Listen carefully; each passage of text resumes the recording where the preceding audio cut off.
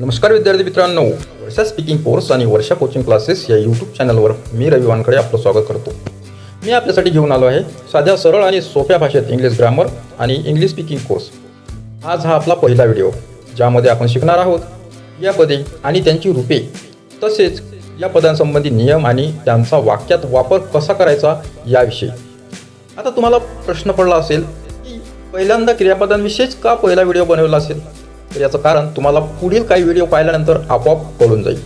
तर असो, माझ्या मते कोणतीही भाषा बोलण्यासाठी आवश्यक असतात ते म्हणजे शब्द आणि त्यापासून तयार होणारी वाक्य, आणि त्या वाक्यातील महत्त्वाचा भाग म्हणजेच क्रियापद. आता क्रियापद म्हणजे काय? आता क्रियापद या शब्दाची फोड केली तर आपल्याला दोन शब्द मिळतात, ते म्हणजे क्रिया अधिक पद. आता क्रिया म्हणजे काय? तर व्यक्तीकडून किंवा प्राण्यांकडून तसेच निसर्गात होणाऱ्या विविध हालचाली किंवा विविध क्रिया, जसे की चालणे, बोलणे, करणे, वारा वाहने, वाजविणे, अशा प्रकारच्या विविध क्रिया.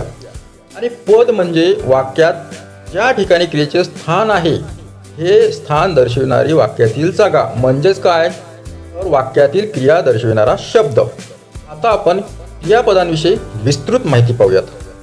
तर बघा, आपण पाहत आहात क्रियापदांची रूपे. इंग्रजी वाक्य तयार करताना तुम्हाला काळानुसार आवश्यकतेनुसार क्रियापदाचे योग्य रूप वापरावे लागते. सर्वच आवश्यक क्रियापदांची रूपे माहीत असायला दुसरा पर्याय नाही. म्हणूनच पुढची माहिती तुम्हाला व्यवस्थित पाठ होईपर्यंत ही माहिती नेहमी वाचत राहणे आवश्यक आहे. प्रत्येक क्रियापदाची 4 रूपे असतात. पहिलं रूप, दुसरं रूप, तिसरं रूप आणि चौथं रूप. म्हणजे चौथं रूप कोणतं? ING रूप. क्रियापदाचे चौथे रूप बनवणे सर्वात सोपे आहे. काय करायचं आहे? क्रियापदाला शेवटी ING लावलं म्हणजे क्रियापदाचे चौथे रूप झाले. जसे की गो, गोईंग, रीड, रीडिंग. फक्त इतकंच की ING लावताना कधी स्पेलिंगमध्ये थोडा बदल होतो. जसे क्रियापदाच्या शेवटी ई असल्यास ई काढून ING लावतात. उदाहरणार्थ कम, कमिंग. आता कमचं स्पेलिंग काय आहे? COME. आपण काय करतो? शेवटी ई असल्यास काय करतो? ई काढून ING लावतो. मग COMING. कमिंग करताना आपण आय काढून टाकला आणि ING लावला. तसंच राईट, रायटिंग. एक महत्त्वाचं, क्रियापदामध्ये शेवटच्या अक्षरापूर्वी एक स्वर असल्यास, मी परत एकदा सांगतो तुम्हाला, क्रियापदामध्ये शेवटच्या अक्षरापूर्वी एक स्वर असल्यास, स्वर म्हणजे कोणते स्वर? 5 स्वर आहेत इंग्रजीमध्ये, AEIOU. यापैकी कोणतंही अक्षर आल्यास, कोणतंही अल्फाबेट आल्यास क्रियापदाला ING लावताना शेवटचे अक्षर दोनदा लिहितात. जसे की स्टॉप, स्टॉपिंग. म्हणजे पी, आपण शेवटचं अक्षर पी आहे ते पुन्हा लिहिलं, दोनदा लिहिलं, डबल पी केलं, म्हणजे स्टॉपिंग लिहिताना आपल्याला काय करतात? STOPPING, stopping. तसं सीट, सिटिंग. सिटिंगचं स्पेलिंग काय आहे? SITTING. आणि सीटचं स्पेलिंग SIT. टी काय केलं आपण? पुन्हा लिहिलं, कारण टीच्या आधी आय हा स्वर आला आहे. तसं याच्या आधी जो स्टॉप शब्द होता तर शेवटचं अक्षर पी होतं आणि त्या पीच्या आधी ओ हा स्वर आला होता. तसंच एक उदाहरण परत घ्या, रन, रनिंग. समजलं? बघा आता दुसरा नियम काय? अधिक एक नियम बघा. क्रियापदाच्या शेवटी, परत सांगतो, क्रियापदाच्या शेवटी IE असल्यास, क्रियापदाच्या शेवटी IE असल्यास IEचे Y होते. जसे लाय, लाईंग, डाय, डाईंग. ओके. तर बघा, आणखी एक लक्षात घ्या, क्रियापदाच्या शेवटी Y असल्यास ING लावताना Y काढायची गरज नाही. फक्त ING लावताना जसे ट्राय, ट्राईंग. काय करतो आपण? डायरेक्ट म्हणजे काय? शेवटी Y आहे तर Y असल्यास त्याचं तो काढण्याची गरज नाही. डायरेक्ट आपण ट्राईंगचं स्पेलिंग काय लिहिलं? TRYING. म्हणजे ट्राय जसं आहे तसं, आणि त्याला लगेच ING लावून दिलं. परत एकदा बघा, स्टडी, स्टडिंग, वरी, वरिंग. ठीक आहे. त्याच प्रकारे आता आपल्याला काय शिकायचं आहे? बघा, आता हे झालं INGचे नियम. आता दुसरं काय? तर आपल्याला क्रियापदापासून म्हणजेच क्रियापदाच्या पहिल्या रूपापासून दुसरे आणि तिसरे रूप कसे करायचे ते पुढील प्रमाणे तयार करतात. बघा, आता क्रियापदाच्या पहिल्या रूपापासून दुसरे व तिसरे रूप बनवताना ED हे प्रत्यय लावतात. म्हणजे क्रियापदाच्या शेवटी काय लावतात? ED लावतात. म्हणजे ED लावला म्हणजे दुसरे आणि तिसरे रूप तयार झाले. पहा आता, start, started, started.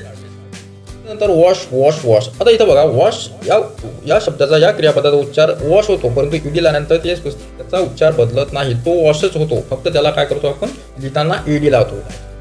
WASHED, wash. Wash, wash, wash. त्यानंतर फिनिश, फिनिश, फिनिश. इथं सुद्धा आपल्याला शेवटी काय लावायचं? ED लावायचा, उच्चार सारखा जाईल. त्याप्रमाणे रेन, रेन, रेन. आता बघा, क्रियापदाच्या पहिल्या रूपाच्या शेवटी, म्हणजे क्रियापदाचं जे पहिलं रूप असतं त्याच्या शेवटची ई असल्यास, परत एकदा सांगतो, क्रियापदाच्या पहिल्या रूपाच्या शेवटी ई असल्यास दुसरे व तिसरे रूप करताना फक्त डी लावतात. म्हणजे ई परत लिहिण्याची गरज नाही, फक्त डी लावा. जिथं आता आपल्याला क्रियापद दाखवतो लाईक म्हणजे काय, आवडणे. लाईक त्याला फक्त डी लावला आणि काय केलं आपण लाईक, त्याला लाईकला वाचायचं नाही, फक्त लाईक म्हणायचं, फक्त डी लावायचं आहे. ई कायम ठेवायचं आणि डी लावायचं. लाईक डी लावल्यानंतर डी लावला म्हणजे काम झालं. चेंज. तसंच ट्राय इथे काय करतो, फक्त शेवटी डी लावतो कारण ई ऑलरेडी आहे, त्यामुळे परत लिहिण्याची गरज नाही. आता बघा, क्रियापदाच्या शेवटी वाय असल्यास वायचे आय करून ईडी लावतात. काय करायचं आहे, क्रियापदाच्या शेवटी जर वाय आहे आणि आपल्याला क्रियापदाचं दुसरं आणि तिसरं रूप तयार करायचं आहे, तर इथं काय करतो आपण, वायचं आय करतो. बघा, ट्रायमध्ये शेवटी वाय आहे. आता याला ईडी लावण्या अगोदर काय करतो आपण, वाय काढून टाकतो, त्या ठिकाणी आय लावतो. नंतर स्पेलिंग काय होईल, ट्राईड, TRIED. दुसरे रूप TRIED, ट्राईड. त्याचप्रमाणे क्राईड इथं काय करतो, CRIED म्हणजे वाय आपण काढून टाकला, त्या ठिकाणी आय लावला आणि शेवटी ईडी लावला. नंतर बघा, स्टडी इथं सुद्धा तसंच केलं आपण, फक्त डी लावला, वायचं आय केला आणि ईडी लावला. वाय पूर्वी स्वर असेल, मी आधीच परत आता याच्या आधीच तुम्हाला सांगितलं स्वर म्हणजे काय, कोणते स्वर आहेत आपल्याकडे, AEIOU. तर हे स्वर जे आहेत इंग्रजीमधले, म्हणजे वाय अक्षरापूर्वी शेवटचं अक्षर जर वाय असेल, त्याच्या अगोदर स्वर असेल AEIOU यापैकी कुठलाही स्वर असेल तर सरळ ईडी लावतात. म्हणजे वायचे आय करू नये, डायरेक्ट ईडी लावायचं. जसं की प्लेमध्ये बघा, वायच्या आधी ए हा स्वर आला म्हणून काय करतो आपण, प्लेमध्ये डायरेक्ट PLYED म्हणजे वायचा हात ठेवला आणि ईडी लावला. दुसरं रूप आणि तिसरं रूप ईडी लावला. आपण प्ले त्याला वाचताना प्लेच म्हणायचं, प्लेट करायचं नाही. ओबे इथे सुद्धा आपण सेम स्पेलिंग लिहिलं आणि डायरेक्ट ईडी लावला. ठीक आहे, दुसरे आणि तिसरे रूप तयार होऊन जाते. आता बघा, या पदाच्या पहिल्या रूपात शेवटच्या अक्षरापूर्वी एक स्वर असल्यास, परत सांगतो एकदा, या पदाच्या पहिल्या रूपात शेवटच्या अक्षरापूर्वी एक स्वर असल्यास दुसरे व तिसरे रूप करताना शेवटच्या अक्षराची पुनरावृत्ती करून ईडी लावतात. पुनरावृत्ती करणे म्हणजे शेवटचं अक्षर पुन्हा लिहितात. शेवटच्या अक्षरपूर्वी स्वर कोणते आहेत, AEIOU यापैकी कुठलाही स्वर आला तर आपण शेवटच्या अक्षराला पुन्हा लिहितो. जसं स्टॉपमध्ये शेवटचं अक्षर P आहे आणि त्याच्या अगोदर O हा स्वर आलेला आहे, म्हणून P आपल्याला पुन्हा लिहावं लागेल. मग काय होणार, स्पेलिंग दुसरं रूप आणि तिसरं रूप करताना स्टॉपचं दुसरं रूप होणार आहे स्टॉप, STOPPED. स्टॉपमध्ये एकदा P आहे, परंतु दुसऱ्या आणि तिसऱ्या रूपात ईडी लावण्या अगोदर डबल P लिहित आहोत आपण, स्टॉप. त्यानंतर रोप जे रूप आहे त्याचं दुसरं आणि तिसरं रूप रोप. इथं बी पुनरावृत्ती झाली, बीची ROBBED. सुरुवातला रोपमध्ये ROBच आहे फक्त. पण कुक आता कुकमध्ये काय होतं बघा, आपण जे स्वर आहेत इथं दोन स्वर आलेले आहेत.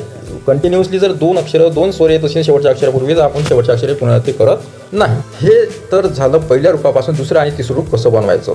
हे पहिलं रूप म्हणजे काय, तर बघा आपण पाहतात क्रियापदाची रूपे.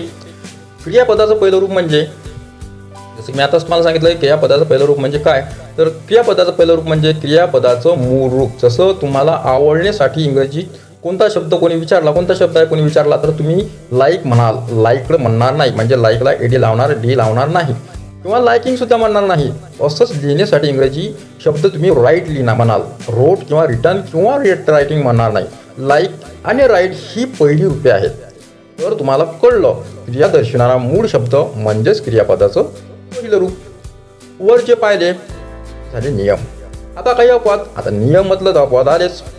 तसेच इंग्रजीमध्ये जवळपास क्रियापदांची दुसरी आणि तिसरी रूप नियमानुसारच बनतात. ज्या क्रियापदांची दुसरी आणि तिसरी रूपे नियमानुसार होत नाहीत अशा क्रियापदांची यादी पुढे दिलेली आहे. तर पहा, आता मी सांगितल्याप्रमाणे पुढे जी यादी दिली आहे त्या यादी अगोदर आपण बघा, मी काही विशेष शब्द सांगतो. कसं असतं बघा, खाली क्रियापदाच्या पहिल्या आणि दुसऱ्या रूपाचे मराठीत अर्थ कसे होतात हे पुढील उदाहरणात तुम्हाला कळेल.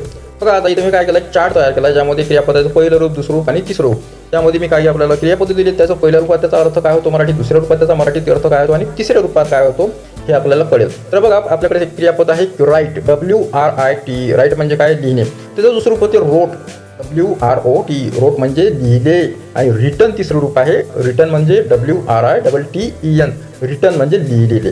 तसंच टीच म्हणजे शिकवणे. दुसरं रूप आहे त्याचं टॉट, TAUGHT. टॉट म्हणजे शिकवले. आणि तिसरं रूप सुद्धा टॉटच आहे, त्याचा अर्थ होतो शिकवलेले. तसंच एक रूप आहे बघा, आता आपल्याकडे नवीन क्रियापद फॉरगेट म्हणजे काय, विसरणे. त्याचं दुसरं रूप आहे फॉरगॉट म्हणजे विसरला. आणि तिसरं रूप आहे फॉरगॉटन म्हणजे विसरलेला. आता गो म्हणजे जाणे. गो हे क्रियापदाचं पहिलं रूप आहे. तर वेंट म्हणजे गेला आणि गॉन म्हणजे गेलेला. चेंज म्हणजे बदलणे. चेंज ईडी लागला इथं, बदलले. आणि चेंज तिसरं रूप आहे बदललेले. समजलं? तर आता अशा प्रकारे मी तुम्हाला क्रियापदाचे काही अनियमित क्रियापद म्हणजे ज्याचं पहिलं दुसरं रूप सारखं होत नाही असे क्रियापदाचे काही उदाहरणं किंवा काही ठराविक क्रियापद जे महत्त्वपूर्ण आहेत ते दिलेले आहेत. ते तुम्ही व्यवस्थित नोट करून घ्या किंवा तुम्हाला परत ते वाचा, म्हणजे तुम्हाला ते कायमस्वरूपी स्मरणात राहतील. तर अशा प्रकारे ही जी माहिती आहे ती तुम्हाला सांगितली. आणि महत्त्वाची गोष्ट, अशा प्रकारचे व्हिडिओ आता आपल्या चॅनलवर नवीन नवीन येत राहतील. यासंबंधी ग्रामरविषयी, इंग्रजी बोलण्याविषयी जे काही ठराविक माहिती आहे, परिपूर्ण अशी माहिती मी तुम्हाला पुरवणार आहे नवीन नवीन व्हिडिओ बनवून. आशा करतो हा व्हिडिओ तुम्हाला नक्कीच आवडला असेल. अशा प्रकारचे व्हिडिओ तुम्हाला भविष्यात बघायचे असतील, ही माहिती, हे इंग्रजीविषयी ज्ञान तुम्हाला जर आत्मसात करायचं असेल, त्यासाठी तुम्ही आपल्या या चॅनलला म्हणजेच वर्षा कोचिंग क्लासेस आणि वर्षा स्पीकिंग कोर्स या चॅनलला सबस्क्राईब करा आणि बेल आयकॉनला क्लिक करायला विसरू नका, जेणेकरून मला जे नवीन व्हिडिओ येतील त्याचे नोटिफिकेशन येत राहतील. आणि हे व्हिडिओ जर तुमच्या इतर मित्रमंडळींना जर ऐकायचे असतील, त्यांनाही शिकायची इच्छा असेल इंग्रजी, तर हा आपला व्हिडिओ त्यांच्यापर्यंत शेअर करा तुम्ही, म्हणजे ते सुद्धा या व्हिडिओद्वारे हे ज्ञान ग्रहण करू शकतील. आशा करतो तुम्हाला ही सर्व माहिती आवडली असेल. नमस्कार.